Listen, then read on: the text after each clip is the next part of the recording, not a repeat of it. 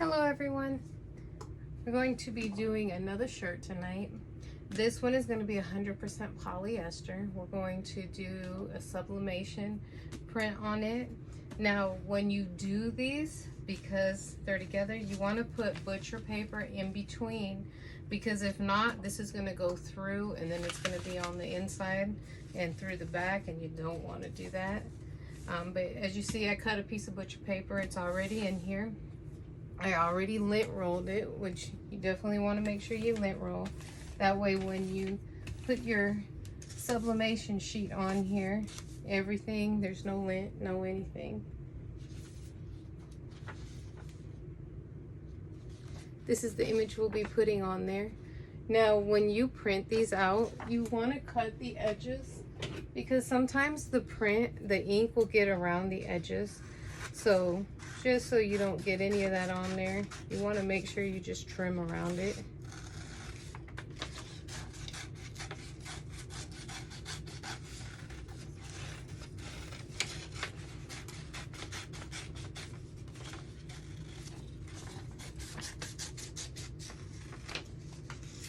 Just like that. And throw that in the trash. And now you've got your image. And what I do is I crease my shirt, and there's a crease right down here. So before I do it, I take the shirt and fold it in half, and then I press it. So that way I have this line so I know where the center of it is. And then on this, I just take it, fold it in half, and then put it right where my line is. So that way I know that's where the center of it is. Now, typically I use heat tape to take this down, which you definitely want to use it, but I've gotten pretty good where I don't need to use it for this anymore, which is really good. But if it's your first time, definitely use the heat tape, because then it'll keep it from moving.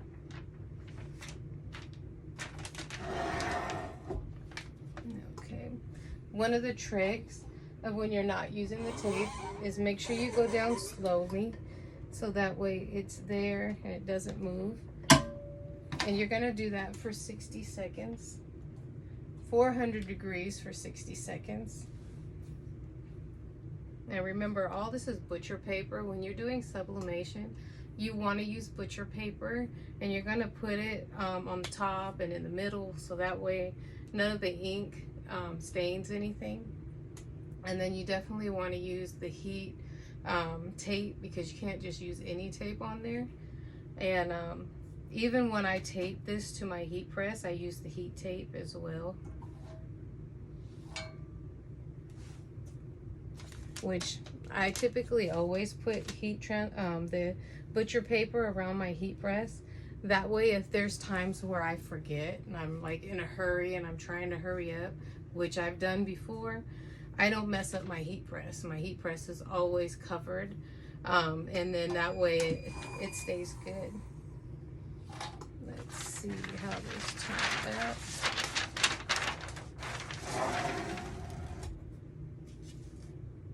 And I always check it first just to make sure. Oh yeah, that came out good.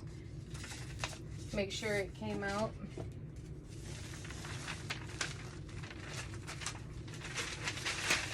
The other butcher paper. Let's see, it transferred perfect. This is going to be a shirt that I'm personally going to be wearing.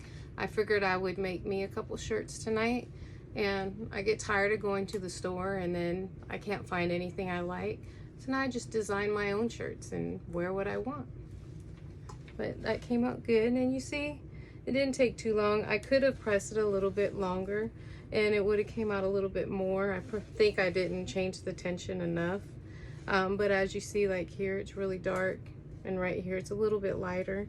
So next time I'll switch it. We had just used one of the pillows on the last one.